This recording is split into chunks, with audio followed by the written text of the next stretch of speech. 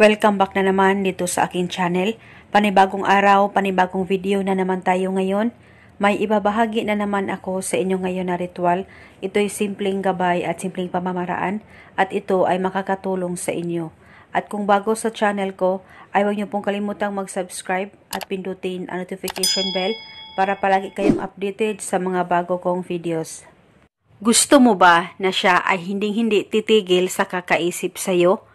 Yung ikaw lang parati ang magiging laman ng kanyang puso't isipan, malayo o malapit man kayo sa isa't isa, at sa lahat ng oras, ikaw lang ang pakakaisipin niya.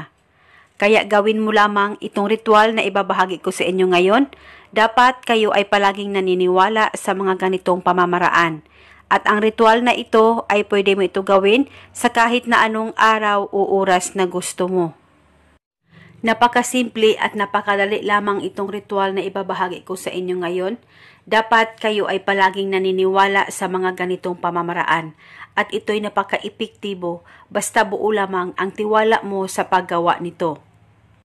Ang gagawin mo lamang, kumuha ka lamang ng papel at panulat at isulat mo ang pangalan at apelyido ng target o ng taong gusto mong gawa ng ritual.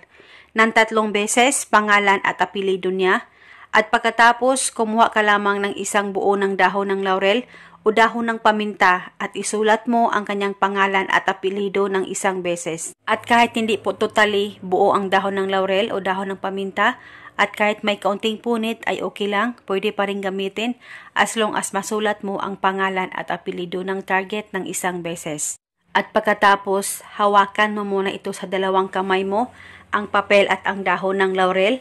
Mag-focus ka, mag-concentrate, ipikit ang mga mata mo at ibulong mo ang spell na ito. Pangalan at apelyido, ikaw ay hindi titigil sa kakaisip sa akin sa pamamagitan nitong ritual na ginawa ko. Ibulong mo lamang ito ng 3 beses. At pwede mo pa dagdagan ang hiling kung gusto mo, wala pong problema. At pagkatapos, kumuha ka lamang ng lighter o pusporo at sunugin mo lamang itong papel at ang dahon ng laurel. Ang una mong susunugin ay ang papel at isunod mong sunugin ang dahon ng laurel. At pagkatapos mo nang masunog ito lahat, kumuha ka lamang ng papel o ziplock at balutin nyo po itong abo at pagkatapos ilagay nyo lamang ito sa unan nyo sa tuwing ikaw ay matutulog. At pwede mo ito dalhin kahit saan ka man magpunta at paniguradong siya ay hindi titigil sa kakaisip sa'yo. At itago itong ritual hanggang kailan mo gusto. At ito muna sa ngayon. Maraming salamat po sa panonood.